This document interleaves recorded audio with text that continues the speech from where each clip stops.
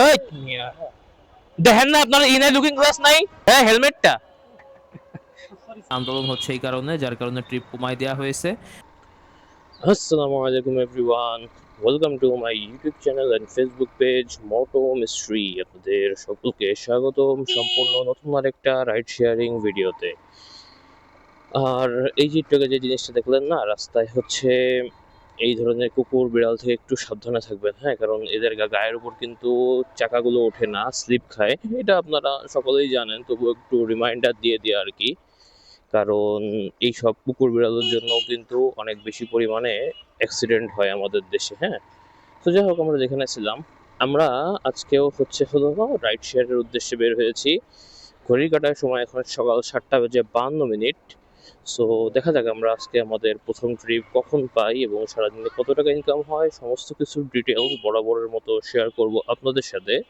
তো চলুন দেরি না করে শুরু করা যাক আজকের ভিডিও। তবে ভিডিও শুরু করার আগে যারা ইউটিউব চ্যানেলটাকে এখনো সাবস্ক্রাইব করেননি, তারা আমাদের ইউটিউব চ্যানেলটাকে সাবস্ক্রাইব করে দেবেন, এবং যারা অলরেডি সাবস্ক্রাইব করেছেন তাদের সকলকে জানাই ধন্যবাদ।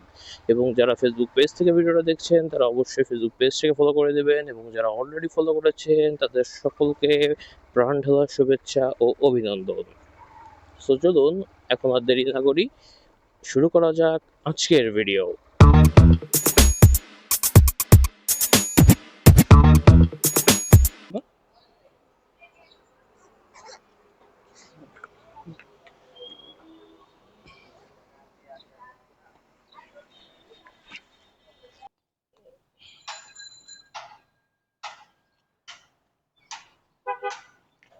Thank you.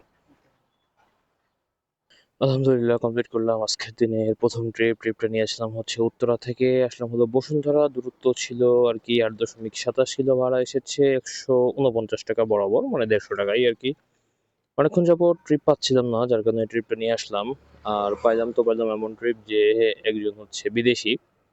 আমি যখন শুরুর দিকে রাইড শেয়ার শুরু করি তখন হলো গুলশানের দিকে এই ধরনের বিদেশিদের বেশি পাওয়া যাইতো। এখনো পর্যন্ত আমি যে কজন বিদেশি পাইছি এর মধ্যে ছিল হচ্ছে চাইনিজ বেশি, ছিল সবচেয়ে বেশি। এরপরে ছিল হচ্ছে আপনার নাইজেরিয়ার থেকে, কিছু ছিল ইন্ডিয়ান। এনারা বাইকে উঠলে সাধারণত একটু কম কথা বলে, প্লাস হচ্ছে যদি বাংলা না বুঝে থাকেন তারও একটু প্রবলেম। আজকের এই ট্রিপের ক্ষেত্রে একটু কাহিনী হয়েছে, উনি লোকেশনটা দিয়েছিল হলো যমুনা ফিউচার পার্কে, বাট আসছে হলো কিন্তু বসুন্ধরার ভিতরে। আহ, আমি যখন যমুনা ফিউচার পার্কে, সাধারণত আমার একটু কথা কম পড়ে তো, তাই লোকেশন দেখে যাইতে হয়। যখন যমুনা ফিউচার পার্কে ঢুকতে গেছি তখন হলো মানা করছিল, বাট মানা করার স্টাইলটা ছিল একটু মানে ডিফারেন্ট ধরনের, যে কি যে বলছে আমি ঠিক বুঝি নাই, বাট যতটুকু বলছি যে থামতে বলছে, হ্যাঁ। আর পরে যখন বসুন্ধরার ভিতরে ঢুকছি তখন দেখতেছিলাম যে লোকেশনটা ঘুরায় দেখাচ্ছিল, যেহেতু তো আমি এখন বুঝতেছিলাম না কোন দিকে যাবো, বামে যাবো না সোজা যাবো। তখন বলতেছিল যে সুজা সুজা। যাই হোক, যে ওনারাও হালকা হালকা বাংলা করে, বোঝে। সো আরেকটা ট্রিপ আসলো, দাঁড়ান দেখি না এটা যাওয়া যায় কিনা। হুম, আচ্ছা, তাহলে এই ট্রিপটা দিয়ে আসি, তারপরে হচ্ছে বাকি কথা আপনাদের সাথে শেয়ার করব। আচ্ছা আচ্ছা, জি জি, গুলশান 2 দিয়ে। আচ্ছা, আপনাদের সাথে সেকেন্ড ট্রিপের ডিটেলসটা শেয়ার করা হয়নি। সেকেন্ড ট্রিপটা দিয়ে হচ্ছে আমি আসলাম তেল নিতে, যার কারণে ওইটা বলতে ভুলে গেছি। ওইটা হলো নিয়েছিলাম হলো বসুন্ধরা গেটের বাইরে থেকে আর কি। এটা হলো কি বলে এই জায়গাটার নাম হচ্ছে ওই যে কোকা কোলা আর কি, হ্যাঁ, কোকা কোলা থেকে। এবং হচ্ছে আসলাম হলো গুলশান 1 গোল চত্বর। টোটাল দূরত্ব ছিল ট্রিপে 4.80 কিলো, এবং ভাড়া এসেছিল 108 টাকা 55 পয়সা। এখন তেল নেওয়া শেষ, এরপরে দেখা যাক হচ্ছে আমরা নেক্সট ট্রিপ আবার কখন পাই। যাবেন যেন কোথায়?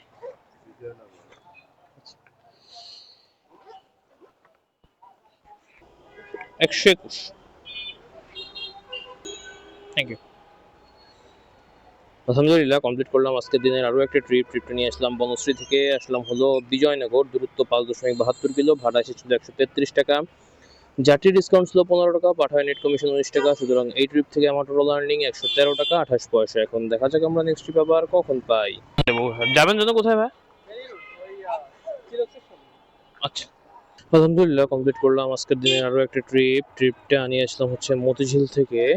আসলাম হলো বেইলি রোড, দূরত্ব ছিল 3.36 কিলো, ভাড়া এসেছিল 102 টাকা, পাঠায় নেট কমিশন কাটছে কত টাকা, 15 টাকা 38 পয়সা। সুতরাং এই ট্রিপ থেকে টোটাল আর্নিং দাঁড়ালো 87 টাকা 13 পয়সা, এবং যাত্রী কোনো ডিসকাউন্ট পায়নি এই ট্রিপে।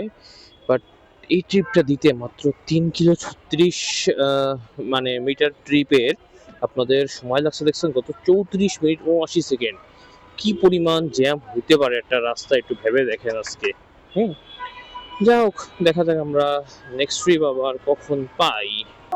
যাবেন কোথায়? হ্যাঁ হ্যাঁ হ্যাঁ, আচ্ছা।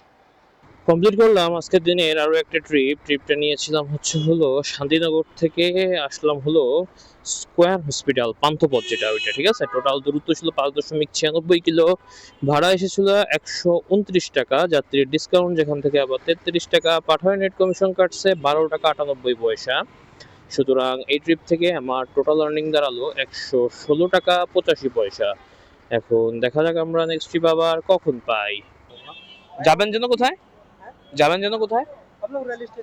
কমলাপুর রেল স্টেশন, আচ্ছা। আশা করা যায় যদি রাস্তা জ্যাম না থাকে।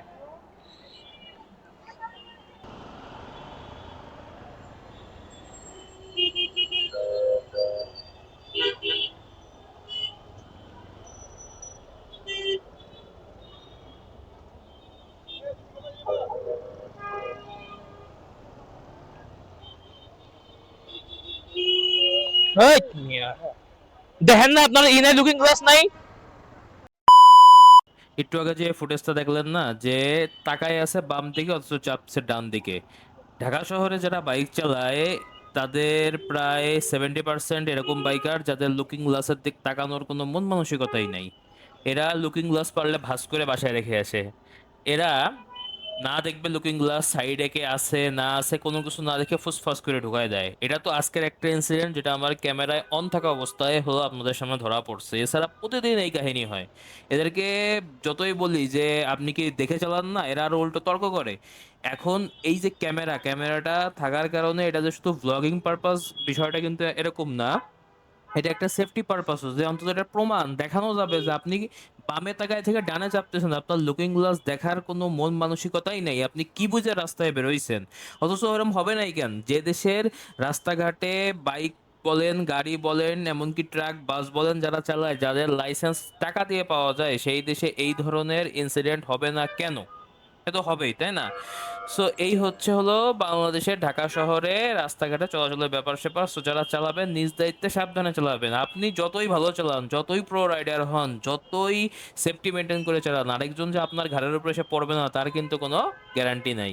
সো যারা বাইক টাইক চালান একটু দেখে শুনে ভালোভাবে চালাবেন, আর অন্তত লুকিং গ্লাসটা ইউজ করবেন। আমি প্রায় বাইকারদের দেখি ভাই লুকিং গ্লাস ভাঁজ করা, ভাঙা, নাই। হ্যাঁ, এই যে মামলাগুলো দেয় না লুকিং গ্লাসের, এইগুলো কিন্তু ঠিক কারণেই দেয়। লুকিং গ্লাস অত্যন্ত জরুরি। আপনারা ডানে বামে দেখে, যদি লুকিং গ্লাসে দেখেন যে ভিজিবিলিটি নাই, একটু তাকাবেন পিছনে, কয়েক সেকেন্ড তাকাবেন। না তাকায় হুটহাট করে ভরে দিলে আরেকজনের গায়ের উপর এসে তো পড়বেন, তাই না? সো একটু বাইক যখন চালাবেন একটু সেফ ভাবে চালাবেন। ভাই হেলমেটটা ভাই হেলমেটটা। আচ্ছা, অসুবিধা নেই, বুঝতে পারছি তারা আছে তো। হ্যাঁ হ্যাঁ, অসুবিধা নেই ভাই, যান। আলহামদুলিল্লাহ কমপ্লিট করলাম আজকের দিনের আরো একটা ট্রিপটা নিয়েছিলাম সাত মসজিদ রোড থেকে, মূলত ধানমন্ডি থেকে আর কি। আসলাম হলো কমলাপুর রেলওয়ে স্টেশন, দূরত্ব 7.51 কিলো, ভাড়া এসেছে 154 টাকা 60 পয়সা। এখন দেখা যাক আমরা নেক্সট ট্রিপ আবার কখন পাই। যাবেন যেন কোথায় ভাই? হ্যাঁ বাসানটেক, হ্যাঁ হ্যাঁ বাসানটেক। আলহামদুলিল্লাহ কমপ্লিট করলাম আজকের দিনের আরো একটা ট্রিপটা নিয়েছিলাম হলো গুলিস্তান থেকে আসলাম হলো ভাসানটেক, 12.15 কিলো দূরত্ব ছিল, ভাড়া আসলো 240 টাকা, পাঠাবেন নেট কমিশন করছে 24 টাকা, মাগার যাত্রীর ডিসকাউন্ট হচ্ছে 100 টাকা। কি আর বলবো, এত জ্যাম ঠেলে মেলে এসে যদি 100 টাকা ডিসকাউন্ট দেখা লাগে। এখন অনেকে বলে যে না এই টাকাটা আপনারা পেয়ে যান, আচ্ছা ভাই পায়ে যাই সব ঠিক আছে, বাট এত কষ্ট করে এসে যখন হাতে ক্যাশ থাকে না, তখন এই কাজগুলো যারা করে তারাই বোঝে কতটা কষ্ট লাগে। তবুও এটা নিয়ে আমার কোনো কমপ্লেন নাই, কারণ এটা যেহেতু ডিজিটাল পেমেন্টের মাধ্যমে আমরা বিকাশ থেকে উঠাইতে পারি, এই জন্য কোনো কমপ্লেন নাই। সো যাই হোক, ডিসকাউন্ট 100 টাকা, সব মিলায়ে হলো এই ট্রিপে টোটাল আর্নিং হলো 216 টাকা। ওকে। লাস্ট যে ট্রিপটা দেখলেন ওই ট্রিপটা আমি দিয়েছি হলো ভাসানটেকে, এবং ট্রিপটা শেষ করেছি হলো বিকাল 5টা 19 মিনিটে।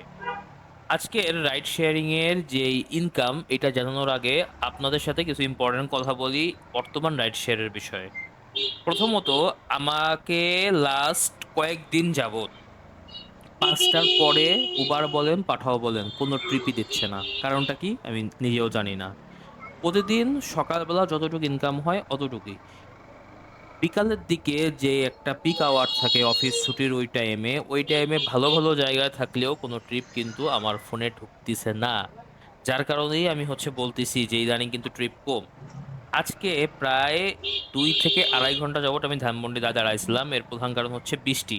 সো আজকে সকালের ওই টাইমে আমি ট্রিপটা দিতে পারিনি, প্রচণ্ড বাস পড়ছে, প্রচণ্ড বৃষ্টি হয়েছে, যার কারণে ওই টাইমটাই আমার কিন্তু কোনো ট্রিপ যদি আসতো আমি রিসিভ করতে পারতাম না, কারণ অত বৃষ্টির মধ্যে কেউ যাবে না। বাট লাস্ট কয়েকদিন যাবত যেই বিকাল 5টা বা আপনি 5:30 বলতে পারেন বাজে, বা এই রাতের দিকের এই ট্রিপগুলো আমি কোনোটাই পাই না। এখন এর প্রধান কারণ হইতে পারে দুইটা। একটা হচ্ছে অ্যাপ থেকে নিজেরা শয়তানি করতেছে, কারণ এই আন্দোলন হচ্ছে এই কারণে, যার কারণে ট্রিপ কমায় দেওয়া হয়েছে। আর দ্বিতীয় কারণ হইতে পারে, যেটা এখানে কোনো অ্যাপের কাহিনী নাই, এটা হলো যেহেতু 7টার সময় মার্কেট বন্ধ হয়ে যায়, যার কারণে হলো ট্রিপগুলো কম আসে। বাট সেটা হওয়ার চান্স খুব কম, কারণ মার্কেট না বন্ধ হয়, মার্কেট বন্ধ হলেও অফিস ছুটি হলেও তারা যখন বাসায় ফিরবে তখন তো ট্রিপগুলো থাকবে, সেই ট্রিপগুলো যাচ্ছে কোথায়? সো মোস্ট প্রবাবলি অ্যাপের থেকেই কোনো একটা কিছু কারসাজি করা হচ্ছে এখানে, যার কারণ রাইডাররা ট্রিপ কম পাচ্ছে। আমি বিভিন্ন রাইড শেয়ারিং গ্রুপেও দেখতেছি এই বিষয়টা নিয়ে যে মানুষরা ট্রিপ কিন্তু কম পাচ্ছে। হ্যাঁ, এখন এটা এই আন্দোলনের জন্য না কিসের জন্য আমার এটা একটা মানে ইনভেস্টিগেটের বিষয় আর কি। হ্যাঁ, এটা ইনভেস্টিগেশন করে দেখতে হবে যে আসলে কাহিনীটা কিসে, যে কেন ট্রিপগুলো কম আসতেছে। আপনি জানেন আজকে সারাদিনে টোটাল বাইক চালাইছি মাত্র 47 কিলো, মাত্র ইনকাম হচ্ছে 960 টাকা। যারা ফুল টাইম রাইড শেয়ার করে তারা মাত্র 960 টাকা দিয়ে বর্তমান বাজারে কি করবে? এখন দেশের প্রত্যেকটা সেক্টরে হলো আপনার প্রবলেম। তার মধ্যে আমাদের যে রাইড শেয়ারিং সেক্টরটা ছিল এটা বরাবরই প্রবলেম। সেদিনকে দেখলাম একজনের আহ, সে মনে হয় মেবি গাড়ি চালায়, হ্যাঁ, তাকে উবার থেকে ফোন দিছে, সে বর্তমানে হলো গাড়িতে উবারের যে ট্রিপগুলো আসে সেগুলো নেয় না এই কারণে। তা অফিস থেকে বলতেছে ভাড়া তো আগে যেটা আছে সেটাই আছে, ভাড়া তো কমানো হয়নি, আগেরটাই আছে। তবে আগে ছিল তেল 120 টাকা লিটার, এখন তেল 140 টাকা লিটার। আপনি এখন ভাড়া না বাড়াই সেটা আবার বড় মুখে বলতেছেন কি বুঝে? এরকম ফোন তো আমাদের কাছে আসে না, আসলে তো যা বলার তখন সেটাই আর কি বলতাম। তো যা হোক, আমার কাছে এখন বিষয়টা সত্যিই অনেক হতাশা, যার কারণে আমার লাস্ট একটা ভিডিওতে আমি বলছিলাম, আপনারা হয়তো বা জানেন যে আমি রাইড শেয়ারিং ছেড়ে দেবো। কারণ আসলে আপনারা দেখেন যে এভাবে কিভাবে সম্ভব? 140 টাকা লিটার তেল পোড়ায় সারাদিনে মাত্র 960 টাকা ইনকাম, এখানে আমি আপনার খরচটা কি বলবো বলেন? 47 কিলোতে একটা বাইক যদি অ্যাভারেজ 40 কিলো মাইলেজ দেয়, তাহলে 140 টাকা অলরেডি ওইখানে চলে গেছে। আর ওই 7 নয় বাদই দিলাম, ওই 7 কিলোর হিসাব নয় বাদ দিলাম, 140 টাকা। রাস্তায় একটা মানুষের খাওয়া দাওয়া থাকে প্রায় 200 টাকা, বাইক মেনটেন্যান্স সহ 250 টাকাও যদি আমি ধরি, তাহলে হাতে থাকেটা কি? কিছুই কি থাকে? কিচ্ছু কিন্তু থাকে না। সো লাভটা কোথায়? রাইড শেয়ারিং এ লাভটা কোথায়? তারপরে যদি এভাবে ট্রিপগুলো কমানো হয়, আমি যতদূর জানি যে লাস্ট এই যে আন্দোলনটা হলো, ওই যে বললো না যে ভাড়াটা বাড়বে, এর হলো আগ পর্যন্ত আমি দেখছি ট্রিপ ট্রিপ ঠিকই ছিল, মানে ওই আগের যে ভাড়া আর কি সেই অনুযায়ী ঠিকই ছিল। বাট এই আন্দোলনের পরে দেখা যাচ্ছে কি যে ট্রিপের সংখ্যা আসলেই কমায় দেওয়া হয়েছে। এখন বাকিটা তো আল্লাহ মালুম যে কি হচ্ছে না হচ্ছে।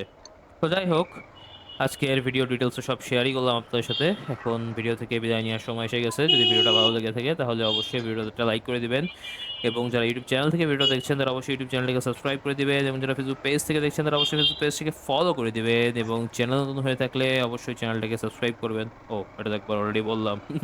তো যা হোক, যারা আর কি বলবো, আর তো কিছু বলার নাই। এখন হলো যতক্ষণ পর্যন্ত আমি নতুন কোনো ভিডিও নিয়ে না আসি ততক্ষণ পর্যন্ত সবাই ভালো থাকবেন, সুস্থ থাকবেন, এবং মোস্ট ইম্পর্টেন্টলি মটো মিস্ট্রি এর সাথেই থাকবেন। বিদায়।